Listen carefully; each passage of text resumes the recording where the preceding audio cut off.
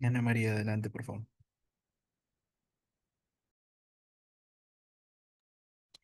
Muy buenos días a todos y todas los presentes. Sean ustedes bienvenidos a esta mesa redonda titulada Mujeres en la construcción del conocimiento científico, en la sexta semana de investigación 2025, organizada por la Red Peruana de Universidades. Soy Ana María Huacaychuco Ruiz de la Universidad Nacional del Centro del Perú y tendré el honor de moderar esta sesión. Hoy contaremos con la participación de destacadas investigadoras que compartirán sus experiencias y perspectivas sobre el rol de las mujeres en la ciencia. Antes de comenzar, les informo que las preguntas del público se realizarán a través del chat y se responderán al finalizar las presentaciones. Ahora, permítanme presentar a nuestras distinguidas ponentes. En primera instancia, nuestra ponente, la doctora Teresa Ochoa, médico pediatra con especialidad en infectología pediátrica, profesora principal de pediatría de la Universidad Peruana Cayetano Heredia y profesora asociada de epidemiología en la Universidad de Texas en Houston, Estados Unidos. Es jefa del laboratorio de infectología pediátrica, miembro del Laboratorio de Enfermedades Entéricas, Nutrición y Resistencia Antimicrobiana y actual directora del Instituto de Medicina Tropical Alexander von Humboldt. Sus principales áreas de investigación incluyen patógenos entéricos asociados a diarrea en niños, factores protectores en leche materna, patógenos respiratorios como neumococo, infecciones neonatales y congénitas y desnutrición infantil, con más de 100 publicaciones indexadas. Ha liderado proyectos financiados por el NIH, la Fundación Gates y otros. Hoy nos hablará sobre sus contribuciones en infectología pediátrica y cómo están avanzando en el conocimiento científico desde una perspectiva de género e inclusión. Adelante, doctora Ochoa. Cuenta con 15 minutos. Muy bien. ¿Me confirman si se ve bien, por favor? Sí, sí se ve perfectamente, doctora. Ya, gracias. Muy bien, muy buenos días con todos. Muchísimas gracias por la invitación de participar en este importante evento. Y hoy día vamos a hablar sobre mujeres en la construcción del conocimiento y yo le he puesto a mi charla pasión por la investigación, porque creo que a través del ejemplo y la pasión que cada una de nosotros sentimos por la investigación podemos transmitir esto a los jóvenes estudiantes y futuras investigadoras. Entonces, empiezo con la pregunta de por qué investigar. En el caso mío, por qué investigar en medicina, pero puede ser por qué investigar en cualquiera de las áreas del conocimiento. Y en nuestro caso, porque sí queremos tratar de generar conocimiento que pueda ayudar a tratar, a prevenir, a diagnosticar, a controlar las enfermedades, pero siempre con la mira de que esto a lo largo lleve a mejorar la calidad de vida de las personas, la salud y también de nuestra sociedad. Entonces creo que nuestra pasión por la investigación tiene que partir por el hecho de que estamos haciendo algo que va a contribuir a nuestro país. Cuando un estudiante o un estudiante entra en la carrera, a mí me gusta decir que entra calato, ¿no? Y esperamos que al final de toda la carrera termine con su mandil lleno de conocimientos, pero también de experiencias. Y en el campo de la investigación, obviamente que hay que llenarlos de herramientas para que puedan hacer investigación. Tenemos que tener el rol muy importante, los mentores, de acompañarlos en todo este proceso, tanto así como de enseñarles a escribir el protocolo, buscar financiamiento, conducir el estudio, analizar los datos y finalmente, por supuesto, publicar. En todo este proceso, y creo yo desde etapas tempranas de la formación de nuestros estudiantes y futuros investigadores, los tenemos que involucrar en los grupos de investigación. Entonces yo quería con ustedes en estos breves minutos compartir por qué es que siento una pasión por la investigación. Yo antes de entrar a estudiar medicina, estudié biología y ahí a través de un curso hice un pequeño proyectito sobre el efecto de una planta medicinal que se llama matico en la cicatrización de heridas en ratones. Y realmente los resultados fueron tan interesantes que me motivaron a continuar a hacer investigación y después en los 3 primeros años de la carrera ya de medicina, me dediqué a estudiar plantas medicinales en la prevención de lesiones gástricas. Tenía un grupo de ratas que les inducía en lesiones con indometacina. A un grupo recibían las plantas en unos extractos por vía oral a través de una sonda y otros recibían el placebo. Y las diferencias eran tan interesantes, tan marcadas, que desde ese momento entendí la importancia de hacer investigación con un grupo placebo, con un control, para realmente poder comparar. Y esto me motivó a seguir haciendo investigación. Ya mi tesis fue sobre neumococo. No había un grupo establecido en la Universidad de Neumococo, pero me junté al doctor Humberto Guerra, un médico, gran microbiólogo, quien me acompañó en esta etapa de poder estudiar la resistencia del neumococo. Pero ¿por qué comento esto? Porque uno para motivar a hacer investigación tiene que tratar de buscar un buen asesor, alguien que le acompañe en este proceso de aprendizaje. Ya más adelante he seguido estudiando temas de neumonía, sobre todo siguiendo con los estudios de neumococo, de diarrea, de factores protectores en la leche materna, de infecciones neonatales y de nutrición. Pero uno diría, ¿por qué es que uno trabaja en estas áreas? Porque uno tiene que encontrar los temas que son importantes desde el punto de vista de salud pública. Entonces, por ejemplo, cuando vemos por qué mueren los niños en el mundo, principalmente por problemas neonatales, por eso hemos hecho estudios en sepsis neonatal, en problemas respiratorios, en problemas diarreicos y muchos, un gran porcentaje, 25-30% de las muertes en la infancia se deben a problemas de malnutrición y parte de esto se puede proteger con la lactancia materna. Entonces, solo como ejemplo, empecé mis estudios de neumococo con mi tesis de medicina y después, unos años después, fundamos el Grupo Peruano de Investigación en Neumococo, que se conoce como GEPIN, con el objetivo de conocer qué es lo que está pasando en el Perú en relación a la resistencia del neumococo, en relación a los serotipos. Pero esto, ¿por qué es importante? Porque creo que si queremos posicionar a las mujeres en la ciencia, tenemos que unirnos, formar grupos de colaboración con diferentes colegas que pueden ser de diferentes especialidades, porque obviamente el trabajo multidisciplinario enriquece nuestros estudios, pero también para apoyarnos entre colegas de la misma profesión. Bien importante incluir a los jóvenes en nuestros proyectos. Puede ser chicas o pueden ser chicos, pero a lo largo de los estudios que nosotros hemos hecho en lo que son las enfermedades diarreicas, y en esta foto muestro como un ejemplo lo que son las E. coli diarrogénicas, siempre he tratado de incluir a jóvenes. Él, por ejemplo, es David, fue un alumno de biología de la Villarreal que vino a hacer su tesis con nosotros y ahora es el coordinador de mi laboratorio, de luego de bastantes años de trabajo conjunto, y es un experto en biología molecular y ahora es el que ayuda y enseña a nuestros rotantes, a nuestros tesistas. También, por ejemplo, el caso de Maribel González, una bióloga también de Villarreal que ha hecho su maestría y que actualmente está haciendo su doctorado en la Universidad Mayor de San Marcos. Ella desde un principio estuvo muy interesada por los patógenos entéricos y la resistencia antimicrobiana y ella ha seguido su línea de investigación sobre esto y hoy en día con mucha alegría me complace decir que es la actual directora del laboratorio de bacteriología del Instituto de Medicina Tropical Alexander von Humboldt. Susan Mosquito, otra alumna de biología de la Cayetano, hizo un trabajo fascinante, fascinante, viendo el efecto de la lactoferrina en prevenir la infección, la severidad de la infección por salmonela en ratones.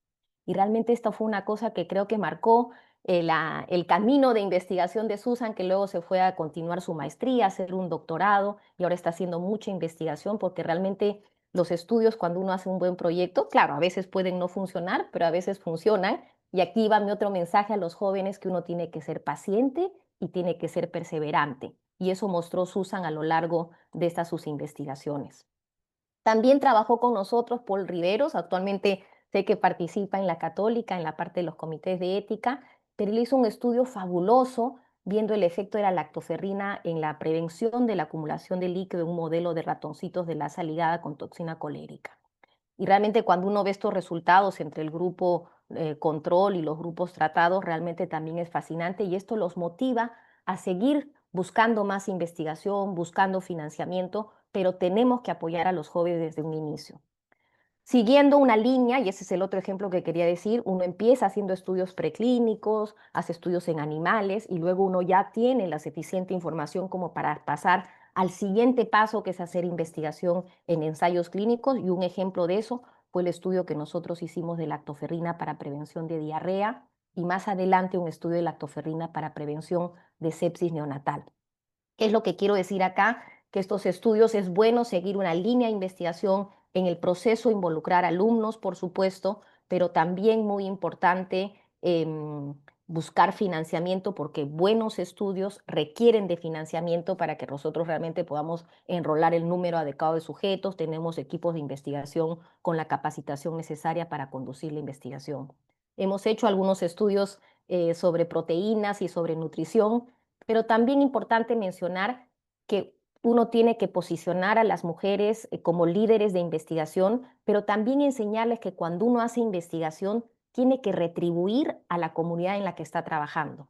Entonces, una forma de retribuir, pese a que no es parte de la investigación, es hacer guías de manejo, hacer recetarios, hemos hecho videos para enseñar de cómo y la importancia de la lactancia materna o cómo es una educación, una alimentación saludable. Entonces, siempre enseñar que no solamente está la ciencia, pero también está la retribución a las poblaciones.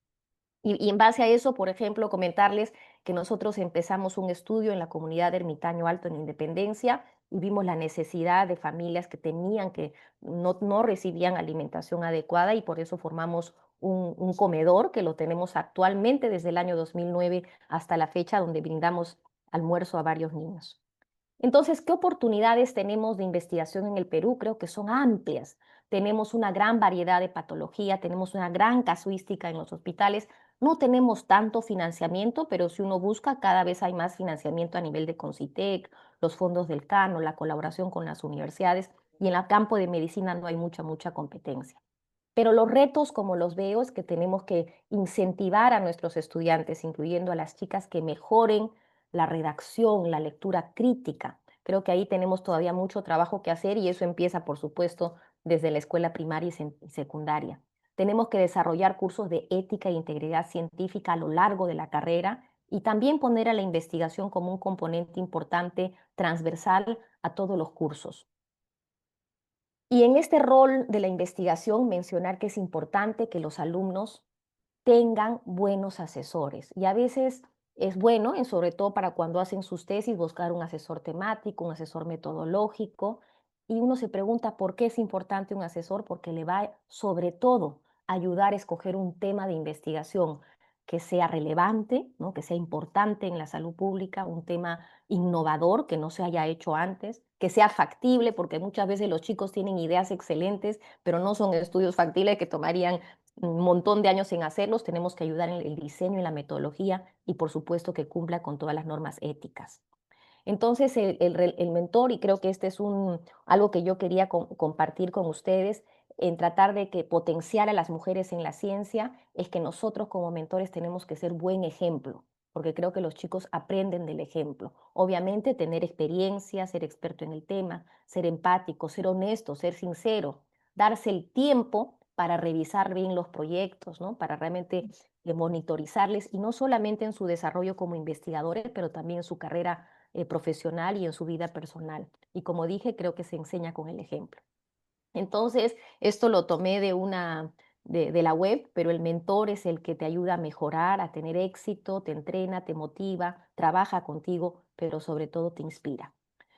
Solamente quería compartir con ustedes, es el doctor Tom Un Clery, minuto, doctora. mi mentor, que siempre ha estado visitándonos a lo largo de todos los proyectos que hemos hecho.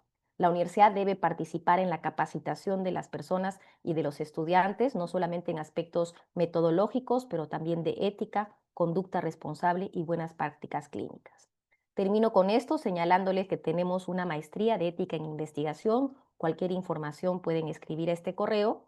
Y me gustaría terminar mencionando que para la investigación en salud se requiere de un trabajo colaborativo donde es importante los investigadores, los estudiantes, los sistemas de salud, pero muy importante tener confianza en nuestros equipos, respeto por nuestros colaboradores y nuestros pacientes y tiempo para hacer la investigación. Muchas gracias. Excelente, doctora Ochoa. Es evidente que desde una perspectiva de género e inclusión, la trayectoria de la doctora Ochoa representa un modelo de cómo las mujeres pueden transformar los espacios científicos tradicionalmente dominados, ¿no?, por los varones, promoviendo la equidad y abriendo caminos para nuevas generaciones de investigadoras. Su presencia en instituciones de prestigio, tanto en el Perú como en Estados Unidos, demuestra que la excelencia científica no tiene fronteras y que la colaboración internacional puede ser también un vehículo de empoderamiento femenino. Gracias, doctora Ochoa, por esa enriquecedora exposición. Ahora pasamos a los comentarios. Presento a nuestra primera comentarista, la doctora Dafne Viena Oliveira. Ella es doctora en gestión de la educación por la Atlantic International University y en ciencias de la educación por la Universidad Enrique Guzmán y Valle. Magíster en gerencia educativa por la Universidad Nacional Pedro Ruiz Gallo y licenciada en educación con especialidad en lengua y literatura.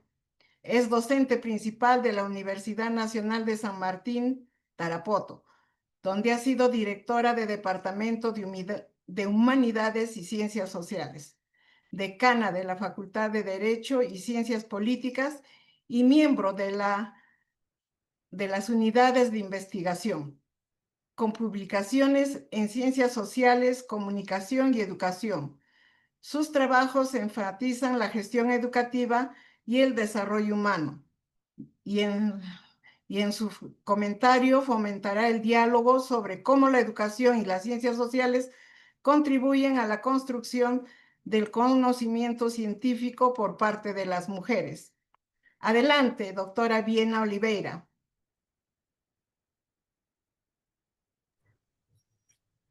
Muy buenos días, muchísimas gracias por esta oportunidad.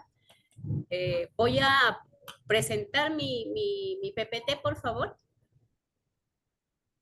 Sí, doctora.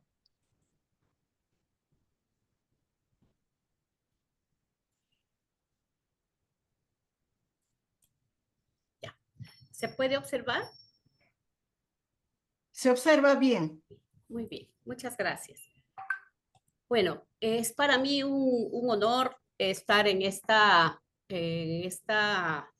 evento muy importante y muy innovador, sobre todo para las mujeres que en estos momentos o en estos tiempos estamos intentando continuar con la brega de lograr nuestros podios en lo que se refiere al liderazgo en el campo de la investigación, la innovación, la transferencia y sobre todo el conocimiento científico.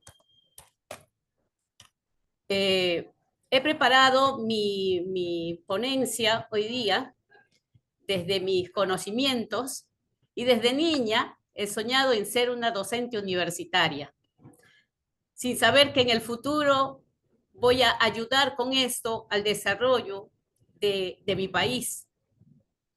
Entonces, en estos momentos, como vicerrectora de investigación de la Universidad Nacional de San Martín, estoy experimentando nuevas formas y espacios y oportunidades para poder ayudar paso a paso en la construcción precisamente de nuevos conocimientos y darle empuje a nuestros nuevos docentes en la universidad y sobre todo a las mujeres que hoy en día están enamorándose de la investigación científica.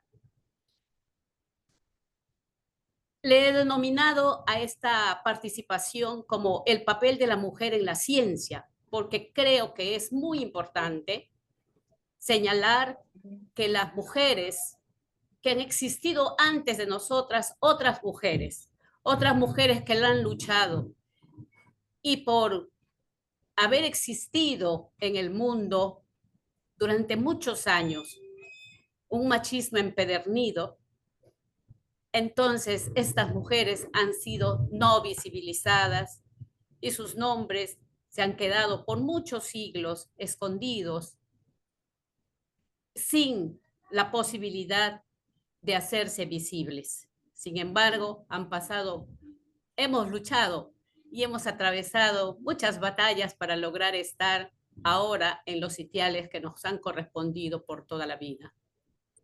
En un contexto general, solamente el 30% del total de los investigadores son mujercitas. Y nos encontramos poco representadas en la ciencia, la tecnología, la ingeniería y matemáticas. Y en los puestos de trabajo o estudios donde se requiere su liderazgo.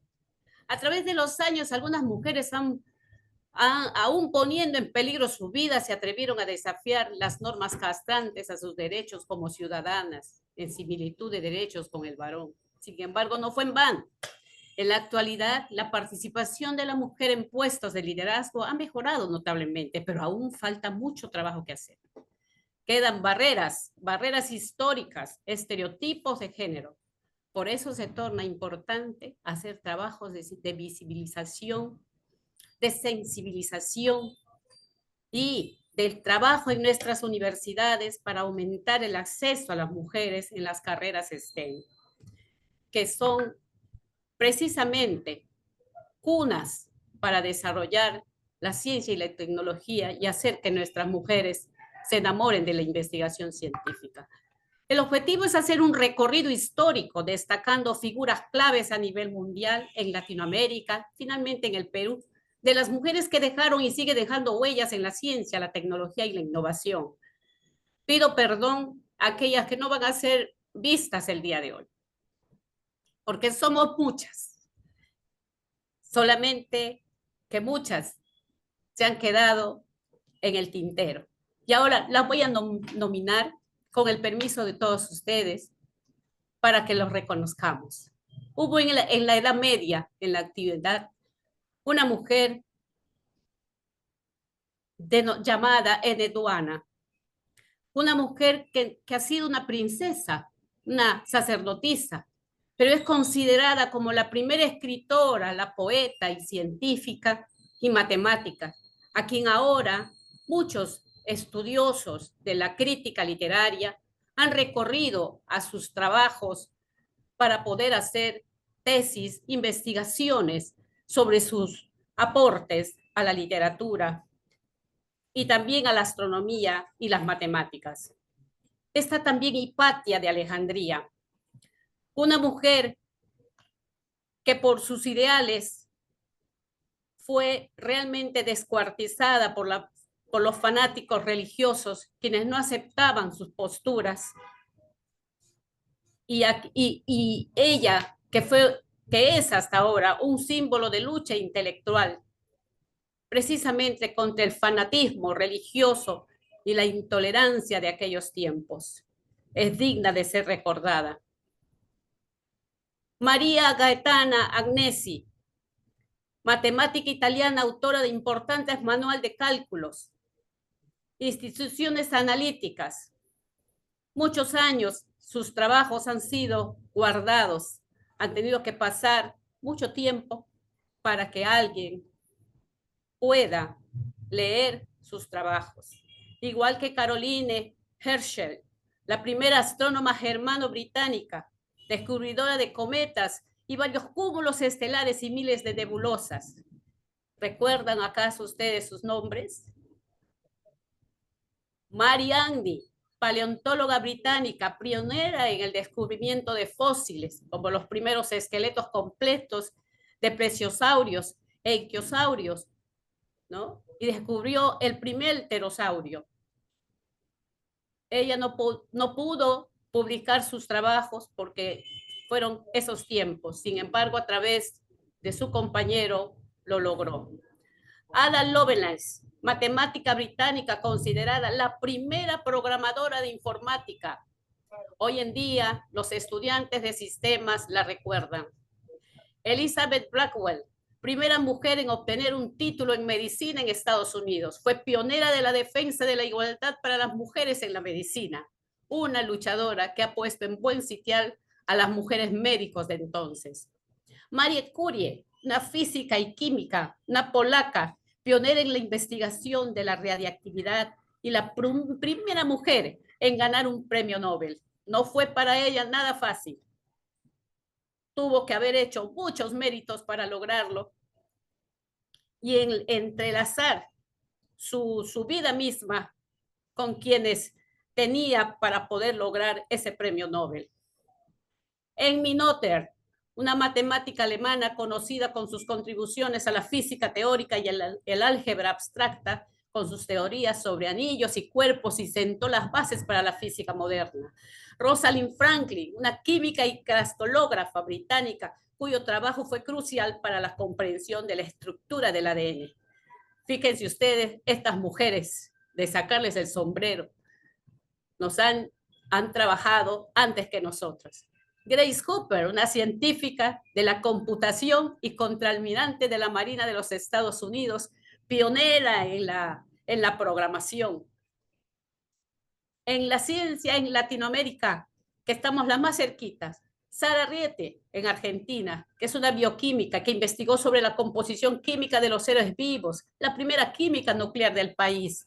Joanna Dobereiner, ingeniera, agrónoma, pionera de la investigación de la fijación biológica de nitrógeno, estudiando el cultivo del azúcar, descubrió que las bacterias endofitas, la Azospirillum y otras bacterias que son útiles para los suelos, fijó el nitrógeno de forma biológica a la tierra, sin fertilizantes químicos. Y esto sucedió en Brasil. Paris Pismet, una turca que se nacionalizó en México, es astrónoma de origen turco, que desarrolló su carrera en México, introdujo la técnica de la interferometría Fabry-Perot, que fue utilizado para estudiar la velocidad de las nebulosas planetarias, muy reconocida en México. En el Perú, repito perdón y pido perdón a todas aquellas que no podré mencionar el día de hoy. Somos muchas, pero nos falta seguir trabajando. María Rostorovsky, historiadora peruana, destacada por sus investigaciones sobre la historia del Perú antiguo. Demoró mucho tiempo en sacar su título. Así eran esos tiempos. Su trabajo revolucionó la comprensión del mundo andino, enfocándose en la organización social, económica y religiosa. Laura Esther Rodríguez Dulanto, médico cirujano, ginecóloga, investigó la tuberculosis, desafió las limitaciones de los estudios de las mujeres en el Perú. Rebeca Carrión Cachot, primera arqueóloga, investigó las sociedades prehispánicas del Perú y sus obras, el culto del agua en el antiguo Perú y la religión en el antiguo Perú. Carla González, investigadora de productos andinos, PhD en ciencias con mención en filosofía, en fisiología, investigó el efecto biológico de las plantas medicinales en el Perú en las funciones endocrinológicas y reproductivas de humanos y animales. Gisela Orjera, bióloga y genetista, estudió la construcción del mapa físico del cromosoma 12 del arroz y la secuenciación del genoma de la papa en el Perú. Lidera hoy en día un equipo de científicos en la expedición Antar 26 en la Antártida para investigar el impacto de retrocesos glaciales en la biodiversidad marina. María Antonieta Quispe Ricaldi se dedica a la cura para la UTA y la remediación de la contaminación minera por medio de bacterias celófilas. Aportó información clave sobre la propagación y las características del SARS-CoV-2 y lo que permitió orientar estrategias de vacunación y control de la pandemia en la región del Cusco.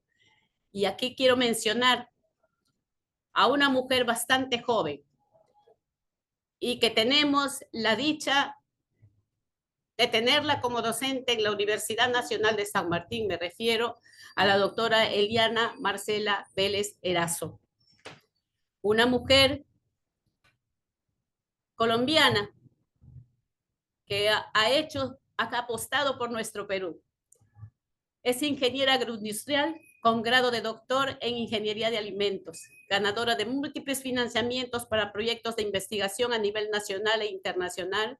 Entre sus publicaciones destacan las que hoy les presento. Una mujer que viene trabajando arduamente en los laboratorios de nuestra universidad. Y les invito yo a conocerla. Entonces, llegamos a las conclusiones. Las mujeres debemos ser valoradas y visibilizadas por el aporte al avance de la ciencia, la innovación y la creatividad. En la actualidad, según Concitec, en el Perú hay 12.487 investigadores, de las cuales solamente 33% son mujeres y en su mayoría pertenecen a las ciencias médicas y naturales. El 63% son varones. Las mujeres debemos continuar enfrentando los desafíos de brechas de género en STEM, ciencia, tecnología, ingeniería y matemáticas, y la falta de representación en puestos de liderazgo. Se debe continuar trabajando en la sensibilización y difusión de los desafíos hasta cuando se entienda que las sociedades se construyen con hombres y mujeres, y sobre todo bajo los cánones del respeto, la tolerancia y las oportunidades de crear entornos inclusivos y equitativos para todos. Compañeras científicas, estudiosas de nuestros contextos, de nuestras realidades, continuemos visibilizando a aquellas mujeres que con su aporte a la ciencia han contribuido a ubicar a la mujer en el seno de la acción, de la investigación, la innovación y la tecnología. Muchísimas gracias por permitirme este espacio. Muchas gracias a usted, doctora Viena Oliveira, por sus valiosos aportes, por esa valiosa síntesis de las mujeres en la ciencia y por destacar el papel de tantas científicas en el mundo. Su intervención nos recuerda la importancia de visibilizar las trayectorias de las mujeres en la ciencia y de inspirar desde esos ejemplos el compromiso con la investigación y la innovación. Gracias. Gracias. Continuamos con nuestra segunda comentarista, la doctora Flor Carolina Espinosa Camus, titulada en Antropología y Educación, con estudios de maestría y doctorado, en especialidades enfocadas en el desarrollo humano desde perspectiva social, cultural, educativa y biológica. Es directora del Instituto de Investigación de la Universidad Nacional de Trujillo, docente principal y jefa del Laboratorio de Antropología Física en la Facultad de Ciencias Sociales. Ha liderado roles como jefa de departamento y decana del Colegio Profesional de Antropólogos, Región Norte, y ha participado en proyectos multidisciplinarios con aliados internacionales como UNICEF, la Universidad de Ottawa, la Universidad de Sao Paulo y la Unión Europea. En su comentario explorará cómo la antropología y los enfoques interdisciplinarios forestales en el rol de las mujeres en la ciencia, promoviendo el diálogo sobre lo expuesto. Adelante, doctora Espinosa Camus. Ya, voy a compartir mi presentación, por favor. Claro que sí.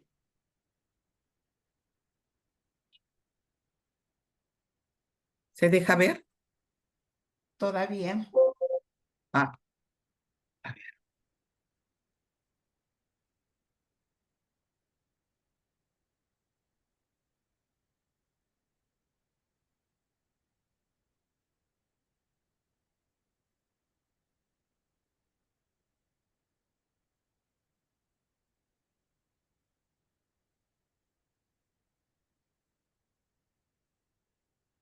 ¿Se deja ver todavía?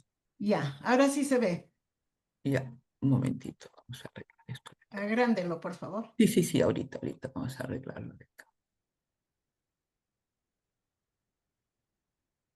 Ahí está, se ve mejor, ¿no? Ok, sí, perfecto. Esto de acá. Bueno. Vamos a tener la primera.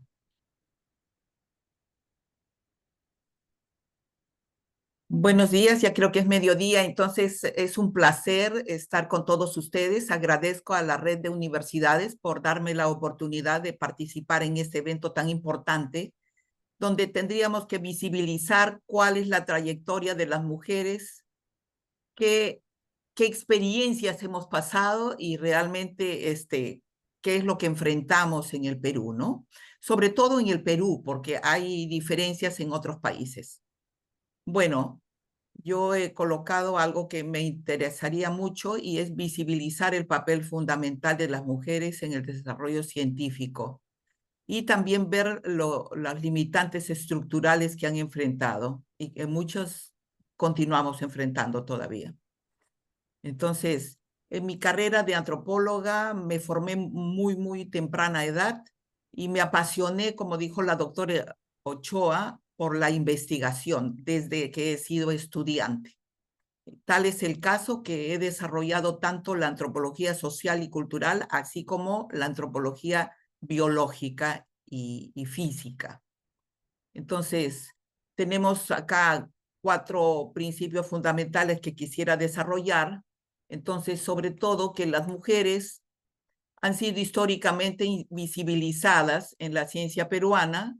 Su participación sigue enfrentando barreras estructurales y el reconocimiento de su contribución es crucial para la equidad científica, muy importante. Y la ciencia peruana se enriquece con la participación plena de todas las personas. Entonces, tenemos pioneras, considerado a una mujer que data desde 1872, la doctora Dulanto. Muy difícil de poder ingresar a un campo muy competitivo y sobre todo liderado por los hombres. Entonces, también existen muchas, porque hay toda una lista de pioneras silenciosas en nuestro país. Pero lo más importante que quiero resaltar es que ellas, el logro de su participación fue trazando la línea o la ruta por la que otras podíamos continuar. Entonces, y por la que otras jóvenes vendrán en las generaciones futuras. Entonces, también vemos los obstáculos estructurales de la historia. Entonces, uno de los principales estuvo ligado a lo que es el acceso restringido a la educación superior, a la falta de reconocimiento y de oportunidades, a los roles de género que todavía tenemos muy tradicionales y muy machistas en nuestro contexto, y a estereotipos y prejuicios. Por ejemplo, que las mujeres no tienen toda la capacidad para desarrollar algunas áreas que son sofisticados o de mucha tecnología. Bueno, lo otro que tenemos ya es el problema también laboral y familiar, que cumplimos roles de madres, roles de esposas y también de científicas. Entonces, un poco complicado para poder desarrollar, pero eso estoy solamente mencionando que son obstáculos estructurales e históricos. Bueno, el CONCITEC desarrolló un censo. Dentro de esto tenemos algunos datos y la mujer sí, hay una participación, hay un incremento, pero todavía en algunas ciencias, como por ejemplo en las ciencias médicas y de la salud, pero todavía no hay una participación en la ingeniería y tecnología, por estos estereotipos que ya habíamos mencionado.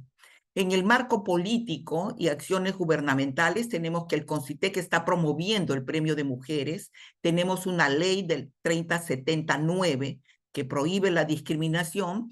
Tenemos también el Ministerio de la Mujer y Poblaciones Vulnerables, donde se están dando la formulación de políticas de igualdad, y tenemos fondos de financiamiento con enfoque de género. Todavía no en su totalidad ni abarca a todos, pero se ha iniciado un marco político de acciones.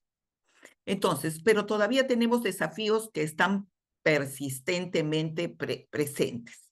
Esto significa que aun cuando la mujer quisiera ingresar en varios aspectos para desarrollar las investigaciones, volvemos a ver que tenemos los estereotipos de género, como había visto, la conciliación laboral o familiar, de tener diferentes roles, rol de madre, rol de educadora, rol de investigadora y rol de esposa. Entonces hay una carga de roles sobre nuestras espaldas. la visibilidad y reconocimiento limitado, es muy poco la visibilidad para la mujer, mayormente cuando el hombre hace un gran aporte, es mucho más difundido que cuando lo hace la mujer. Y la falta de financiamiento que todavía no llega a un gran grupo de mujeres que sí están desarrollando proyectos fabulosos. Pero eso no significa que no estemos interconectados y con ganas de poder romper esos retos y esos desafíos. Entonces, pero tenemos nuevos horizontes y oportunidades. Entonces, tenemos áreas estratégicas para las mujeres, sobre todo en el campo de la biodiversidad, cambio climático, salud pública y sustentabilidad. Y tenemos algunas redes de cooperación, colaboración internacional y colaboraciones nacionales. Y el fomento de la vocación, porque creo que así como hemos dicho, investigar es una pasión en la cual no vamos a terminar. Entonces, bueno, tenemos alguna experiencia por la cual me convocan y creo que es parte de lo que ha sido mi vida durante todos estos años. Entonces, acá yo lo he clasificado por etapas. Bueno, me inicio yo, bueno, muy joven todavía siendo estudiante y participando de algunos grupos. Mi experiencia de investigadora está en los grupos interdisciplinarios. Y mi experiencia también es con los grupos interdisciplinarios y sobre todo los grupos internacionales. Entonces, también el resultado de la construcción de saberes y de conocimientos científicos, entonces no son solo el resultado de mi esfuerzo, sino el resultado y la colaboración de todo un conjunto de científicos. Y bueno, agradezco también la oportunidad de haberme incluido, de participar con ellos y también la oportunidad de aprender desde temprana edad. Entonces, yo empecé con un médico alemán, entonces ya donde trataba de un poco poner en práctica lo que había estudiado, pero con la lógica alemana, todo el esfuerzo del alemán, porque era un doctor en nutrición. Hicimos los trabajos sobre la nutrición y sobre la lactancia materna en las comunidades de pollo, las comunidades altoandinas de Otuzco, donde demuestra las implicancias de la nutrición en el coeficiente intelectual y cómo significaba eso el apoyar que las madres estén nutridas, porque sobre todo era la lactancia materna de las madres nutridas, donde se encuentra un enzima que iba directamente a elevar el coeficiente intelectual del niño. Eso fue publicado por la GTZ. Y bueno, yo participé en este trabajo con el doctor Jens Hermann, de quien aprendí mucho, fue mi principal mentor, este alemán, y las publicaciones están en la cooperación alemana. En la segunda etapa, he trabajado ya en el programa de sobrevivencia y desarrollo infantil. Fui la directora del programa del UNICEF y es como dicen también, nosotros nos dedicamos a trabajar no solamente la parte de investigar cuál es la forma de poder llegar a la comunidad, sino también de poder hacer los protocolos, los manuales, todo lo que se necesitaba para capacitar dentro de la comunidad cómo podemos disminuir las enfermedades diarreicas agudas y respiratorias. Entonces, es lo que trabajamos en esta etapa de las comunidades de Otuzco altandinas, que primero han sido mi primer referente durante muchos años. He trabajado en todo lo que es la Sierra de la Libertad. Entonces, después he trabajado en lo que es el programa de diversidad biológica y cultural de los bosques pluviales andinos. Esta es una experiencia de 14 años de trabajo como investigadora. Para mí fue una experiencia muy rica. Considero que estos países nórdicos los consideré que eran parte también de mi vida y también de mi aprendizaje. Entonces, surge un proyecto a nivel del mundo después de la cumbre de Copenhague, una cumbre social, y surge este programa de diversidad biológica, preocupados porque la Amazonía iba a desaparecer. Y cada vez era más acelerado los cambios climáticos. Entonces, mi trabajo como antropóloga es un trabajo de campo. Soy una experta en hacer un trabajo de campo y de poder ingresar e interactuar en las comunidades. Y bueno, también me he formado en la parte académica, ligado en las facultades de medicina y también en los laboratorios.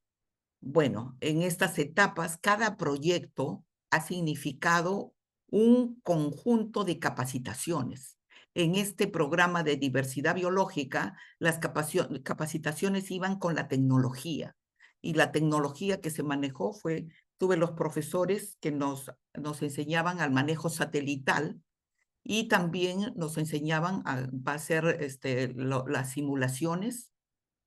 Trabajamos con el sistema de información geográfica y vamos a trabajar con los programas computarizados, pero ya desde el trabajo con la GTZ ya comenzábamos con los trabajos computarizados con el doctor James Herman. Entonces, lo que intento decir es que se conjugó desde el recojo por mi formación académica, desde el recojo simple de la entrevista hasta lo tecnológico y hasta el manejo de diferentes metodologías de investigación de punta, se podría decir en ese entonces, ¿no?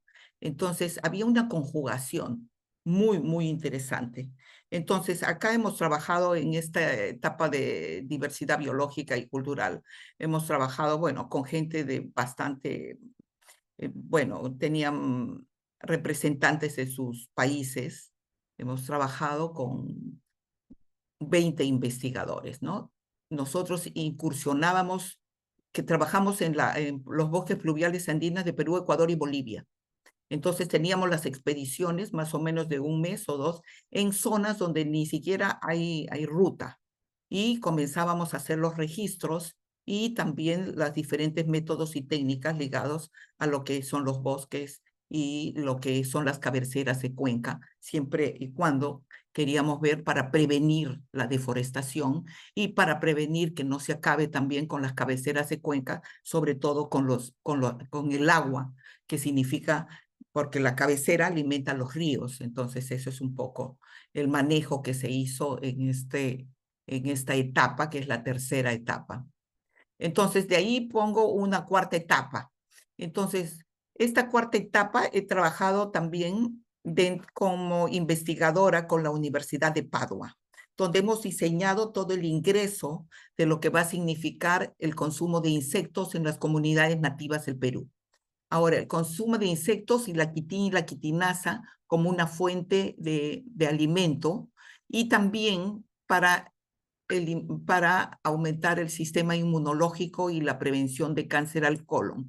Acá el equipo interdisciplinario, no solamente, así como los otros proyectos, no solamente fue Perú ni Padua, la que dirigía era la Universidad de Padua, sino se trabajó con Inglaterra, que eran los médicos ingleses, se trabajó con Genética de Padua, es donde se han hecho los laboratorios, donde se han hecho los procesos, y también la Universidad de Trujillo, biólogos, entomólogos y diferentes profesionales donde podíamos conjugar nuestras experiencias y a la vez también coordinar y participar en los debates desde diferentes campos de la investigación.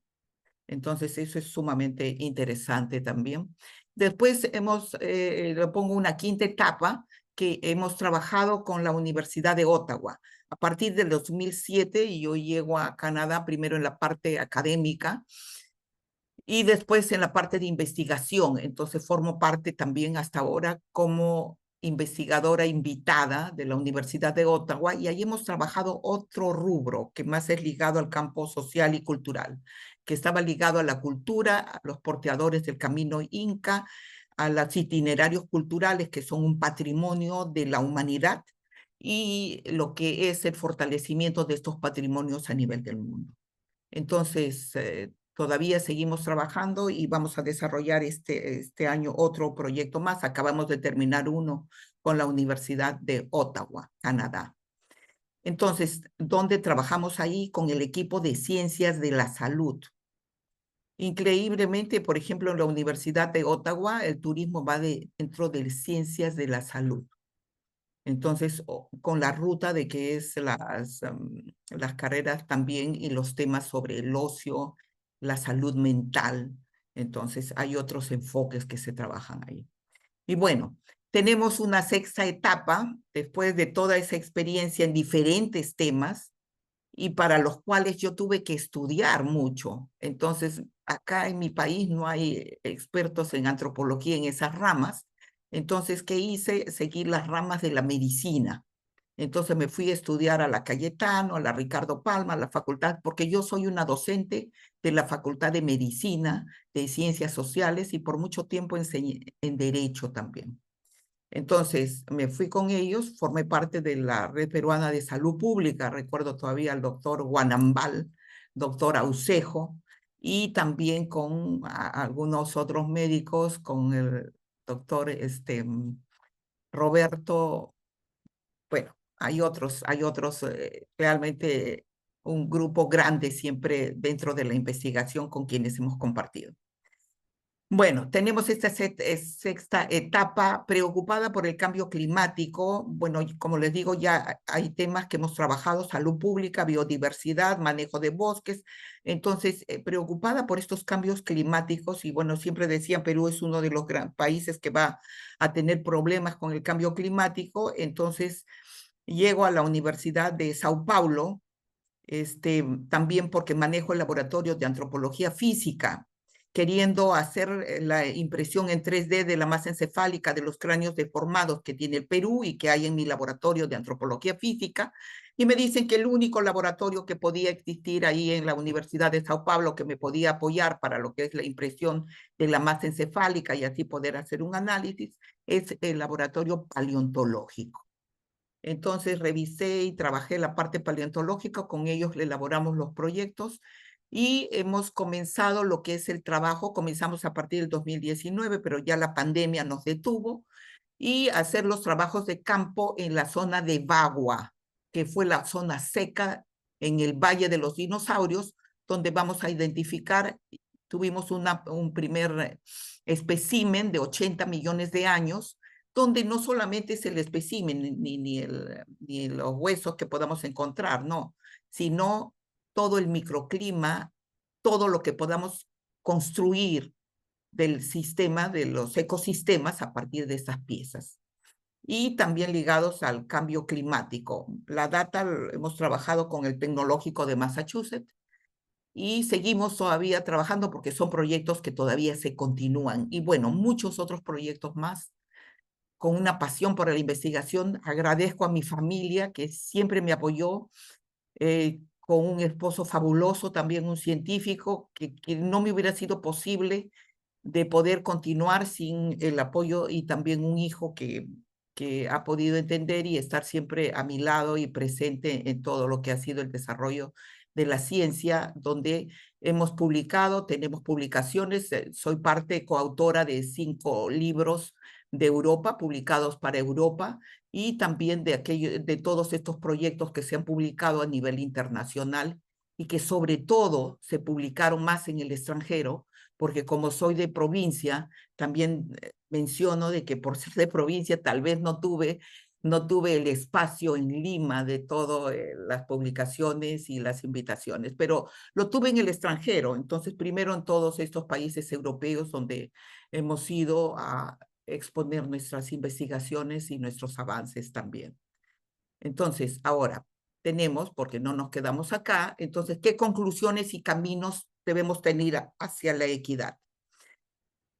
Todavía cuando me presentan dicen que fui directora del Instituto de Investigación. Sí, yo fui directora. Recién acabé este año, acabé mi periodo de ser investigadora, y ahí yo he plasmado lo que ha sido mi experiencia de la investigación, y lo he plasmado formando 118 grupos de investigación, el know-how de mi universidad. Y la característica es que estos 118 son interdisciplinarios, conforme yo he trabajado también, que me pareció una buena estrategia, e internacionales, haciendo alianzas con 80 bueno, países, universidades y diferentes instituciones científicas. Entonces creo que las alianzas internacionales también son buenas. O sea, sé que hay fondos del CONCITEC y muchos otros, pero en mi caso, sobre todo, he trabajado para estas alianzas y los grupos internacionales, que ir juntos con ellos nos puede también ayudar a que nosotros no solamente investiguemos, sino también es un proceso de educación en investigación que creo que todavía nuestro país está recién caminando. Entonces, ¿cuáles son los avances logrados? Mayor representación de las mujeres, implementación en algunas políticas, creación de redes, y tenemos desafíos, presencia de estereotipos, dificultades todavía para la vida familiar y laboral. Tenemos menor representación en áreas tecnológicas, como lo hemos visto en el resultado de los censos, y la ausencia de políticas efectivas. Y también tenemos el camino hacia la equidad, el fortalecer políticas públicas, implementar protocolos, fomentar programas y la visibilización. Pero todavía, aun cuando hemos caminado, creo que todavía es un poco complicado en las universidades. Porque, por ejemplo, todavía en mi universidad, siendo de ciencias sociales, bueno, en mi área de antropología soy la única antropóloga mujer. Entonces, todavía estamos caminando para una equidad. Muchísimas gracias.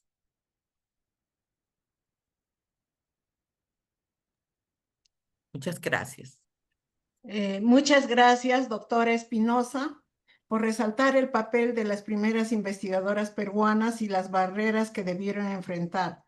Su mención nos invita a reconocer no solo su aporte académico, sino también su valentía para abrir espacios en un contexto de discriminación y desigualdad, resaltando su trabajo con niños, diversidad biológica, antropológica y otros. Agradecemos sinceramente a la doctora Viena Oliveira y a la doctora Espinosa Camus por sus valiosos comentarios que amplían el alcance de la intervención de la doctora Ochoa y nos invitan a mirar la ciencia como un espacio de encuentro entre saberes, experiencias y sensibilidades. Sus reflexiones nos recuerdan que la construcción del conocimiento científico no se limita a los laboratorios o a los datos, sino que también se nutre de la educación, la cultura, la comunidad y la mirada humana que las mujeres aportan a la ciencia. En conjunto, sus intervenciones nos inspiran a seguir construyendo una ciencia más equitativa, más diversa y más comprometida con la sociedad. Ahora abrimos el espacio para el diálogo entre los ponentes y respuestas a preguntas del chat. Tenemos una pregunta de Félix Heredia. Uno de los problemas que se presentan en las universidades es que los docentes del área de investigación le imponen los temas a los estudiantes en el momento de elaborar su tesis de grado. Esto entorpece la producción de nuevos conocimientos en referencia a la mujer. El poco tiempo disponible para la investigación debido a sus múltiples ocupaciones de hogar, profesional y personal determinan su baja participación en investigaciones y por ende en producción de conocimientos nuevos. ¿Cómo logra usted para superar esta barrera? Era pregunta para la doctora Ochoa. Muchas gracias por esos comentarios. Lo primero, con respecto a los temas de investigación, yo creo que los alumnos, tanto en pregrado, posgrado, deben ser libres de poder escoger sus temas. Nosotros, los asesores, los mentores, los tutores, tenemos que ayudarlos a ver si esa idea es factible, ¿no? Porque siempre hay ideas buenas, pero hay que ver si es relevante, si es innovador, si es factible, sobre todo si se puede hacer con los recursos y el tiempo que tenemos. Pero lo ideal es siempre hacer que ellos hagan sus proyectos y yo siempre trato de promover lo que ellos quieren hacer. Por supuesto, a veces también tenemos temas en los cuales muchos temas, potenciales temas de tesis dentro de nuestras diferentes líneas de investigación y ellos pueden ser parte de lo que nosotros estamos trabajando. Pero sí, concuerdo con usted. Y con respecto a la segunda pregunta de este reto que significa ser mujer ser madre, ser esposa y además ser investigadora y docente y médico u otras profesiones que cada una de nosotros podamos tener, definitivamente es un reto, pero creo que eso no debe impedir a que nosotros sigamos haciendo investigación. Entonces creo que lo que se requiere, y me parece que todas mis colegas acá presentes en la mesa opinan lo mismo, se requiere de mucha organización, ¿no? Organizar nuestro tiempo bien. Lo mencionó la doctora Carolina Espinosa, tener el apoyo de la familia es fundamental. Yo le he agradecido a mi esposo y a mi familia, pero creo que todos estamos muy agradecidos en tener personas o parejas que nos apoyan, que nos dan ese espacio, que nos dan ese tiempo, que entienden que es relevante nuestra carrera porque nos ven felices en los que hacemos, ¿no? Entonces, una pareja quiere la felicidad de su pareja. Entonces, creo que tener el apoyo familiar es fundamental y ser muy metódicos y organizados. Y aprovecho la pregunta, algo que me olvidé decir en mi charla, pero siempre resalto que las mujeres tenemos una capacidad única en investigación y siempre para acordarme menciono el PIPO, ¿no? La primera P, que es de paciencia, creo que las mujeres tenemos paciencia. La I, que es de intuición, porque hay cosas que a veces uno por intuición puede sacar adelante un proyecto, una idea. La otra P, que es de perseverancia, que creo que eso es tan importante, no rendirse, y eso es fundamental para las nuevas generaciones que les gusta tener los resultados rapiditos y a la primera derrota o al primer resultado negativo en un experimento se ven convencidos, o sea, la perseverancia es importante, y la O de organización, que era lo que yo había mencionado. Gracias por la pregunta. Gracias, doctora Ochoa. Hay otra pregunta de Cristian Camacho Campos. ¿Hasta qué punto la universidad es responsable de los retrasos y deficiencias metodológicas que surgen por una asesoría inadecuada? ¿Y cómo se garantiza la transparencia en la selección de asesores de tesis para evitar favoritismos o designaciones arbitrarias? ¿Alguien que quiera responder, por favor? Quizás puedo empezar con unas ideas iniciales. Creo que cada universidad tiene su propio sistema de las asesorías. En el caso nuestro, el alumno busca su propio asesor, entonces no es impuesto, ¿no? Entonces no tenemos ese conflicto al que hace mención. Sin embargo, yo creo que es recomendable que siempre tengamos dos tipos de asesores. Uno que es el temático, que es el experto en el tema. Por ejemplo, yo voy a ser pediatra, puedo asesorar un tema de anemia, de diarrea, de malnutrición, de neonatología, porque es mi tema de expertise. Pero siempre es bueno tener un asesor metodológico, porque realmente, como se indica, muchas veces tenemos deficiencias nosotros mismos. Entonces creo, y por ejemplo lo estoy viendo en la universidad, que se está haciendo el esfuerzo de capacitar a un grupo selecto de asesores metodológicos, ¿no? Que le den ese acompañamiento. Quizás no en toda la tesis, porque se podría luego quedar con el asesor temático, pero en esa parte inicial del diseño del estudio, en ver cómo se van a hacer los análisis, creo que es bueno que las universidades inviertan en capacitar asesores metodológicos. Ese sería mi comentario inicial. Ok, doctora. ¿Alguien más si me desea permite, por favor, responder? si me permite. Sí, claro que sí, Sí, doctora. sí, yo creo que estoy de acuerdo con lo que dice la doctora Teresa Ochoa, porque sí, y sobre todo que ahorita estamos enfrentando un reto grande, los maestros, los docentes de las universidades, porque los semilleros nos están demostrando que se atreven a utilizar nuevas fórmulas, mejor dicho, nuevos diseños de investigación para desarrollar sus investigaciones. Y acaba un reto para los maestros, que estamos acostumbrados a utilizar los más comunes y cuando nos encontramos ante esta nueva realidad, ahí está el problema. Nos toca de todas maneras reinventarnos, seguir preparándonos, actualizarnos para poder enfrentar esta realidad. Entonces, la gran parte metodológica de las investigaciones la tenemos que asumir. Los jóvenes están utilizando las inteligencias artificiales para sus trabajos y eso no está mal, pero nosotros tenemos que enfrentar esa realidad. Por otra parte, yo quisiera contestar a una pregunta que hacía aquí en el chat. Dice, Debemos analizar también los problemas a que se enfrentan las mujeres en el campo de la investigación ante la informalidad de muchos pseudo-investigadores. Efectivamente, tenemos herramientas para doquier para desarrollar la investigación, pero tenemos que entender también que es importante alfabetizarnos en el uso precisamente de estas herramientas, porque si caemos en la informalidad, vamos a seguir no apareciendo en las últimas estadísticas que ya nos han demostrado que a pesar que CONCITEC y el Estado está invirtiendo un montón de dinero en investigación, no aparecemos como país en esa estadística. Tenemos que seguir trabajando fuertemente y asimismo haciendo un control y autocontrolando nuestros productos. Eso quería aportar. Muchas gracias. Gracias, doctora. ¿Puedo La participar? doctora Carolina. Sí, mire, yo creo que la universidad está en transición y tiene diferentes cambios en la actualidad. Me parece muy bien de formar estos grupos que nos van a capacitar, como dice la doctora Ochoa, como dice la doctora Dampe. Entonces, me parece muy interesante, muy bien dentro de la formación, pero también hay grupos de investigación donde nosotros podemos incluso formar parte con los estudiantes.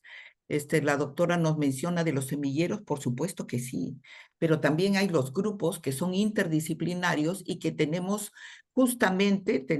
investigadores en formación, y los investigadores en formación son los tesistas, y que son grupos ya específicos de los temas que quisiéramos abordar en una primera instancia. Entonces, tal vez todavía no está bien articulado, pero con la normativa sí se articula esos grupos. Entonces, yo creo que desde ahí, y es una norma para todas las universidades, o sea que todas las universidades tenemos los grupos de investigación. Entonces, y podemos ahí comenzar a potencializar el enlace. La Nacional de Trujillo tiene lo que es el RIME, la Red de Estudiantes Multidisciplinarios en Investigación. Entonces, si bien es cierto, todavía se comienza, como digo, en una etapa en transición, pero ya se inició. Ahora, esto lo manejan los estudiantes, el RIME, y está en todas las facultades de la universidad.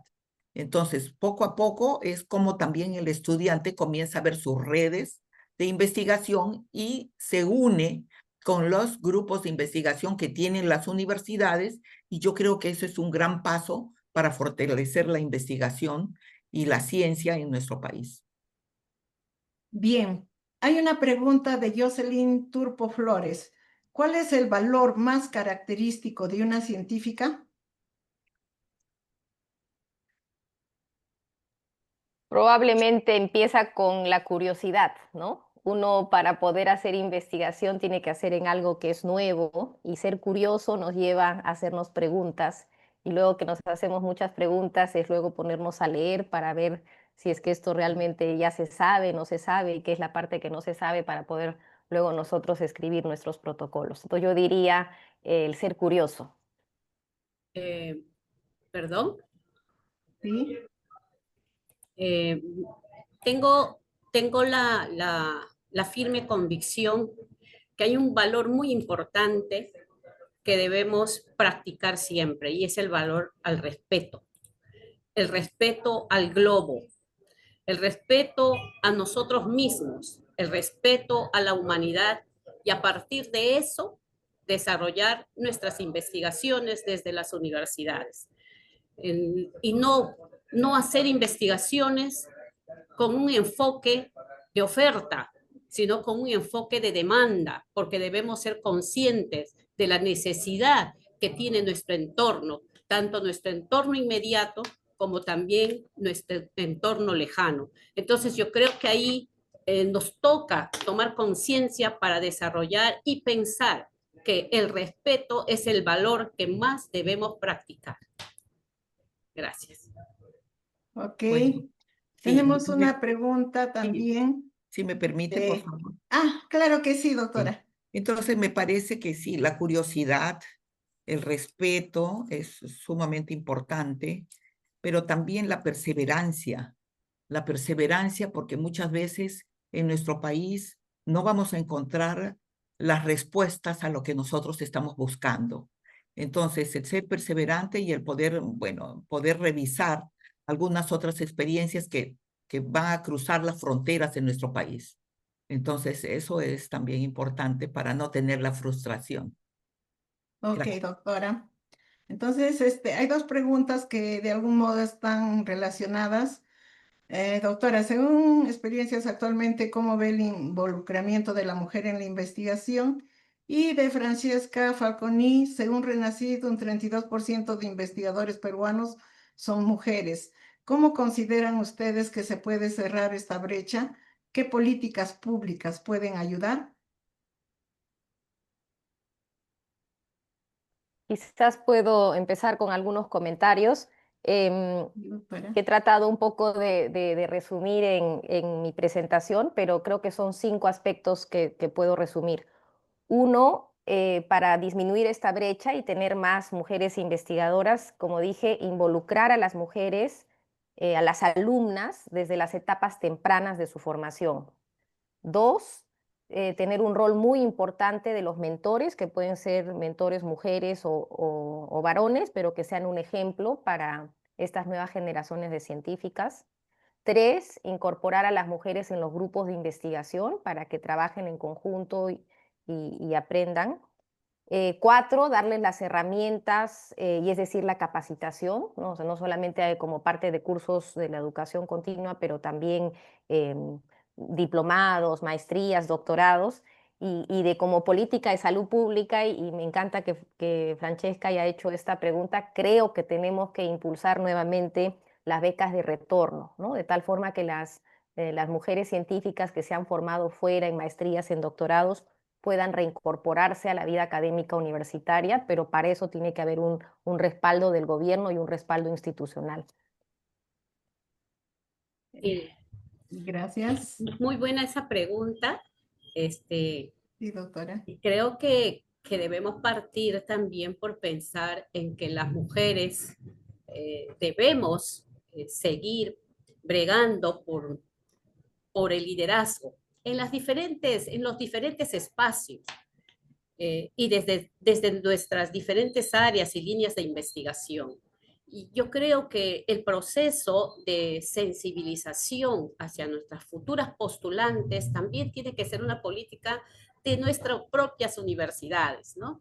De hacer ese trabajo de responsabilidad social y difusión de la importancia de que nuestras futuras estudiantes de las universidades quieran estudiar carreras STEM. Y también como política de gobierno regional, trabajar para que en las instituciones educativas, claro, esto de la mano con la CONCITEC, trabajar de la mano con las instituciones educativas para que se sigan insertando en la currícula de educación secundaria precisamente estos cursos que nos llevan a tener amor y pasión por la ciencia. Creo que por ahí podemos seguir. Yo particularmente pienso con mis diapositivas, con mis participaciones en los espacios donde se me es posible, difundir y procurar crear sensibilidad y reconocimiento a las mujeres, a todas nosotras que hacemos investigación y que amamos este proceso porque sabemos que el resultado nos va a ayudar a solucionar los problemas de nuestros pueblos. Gracias.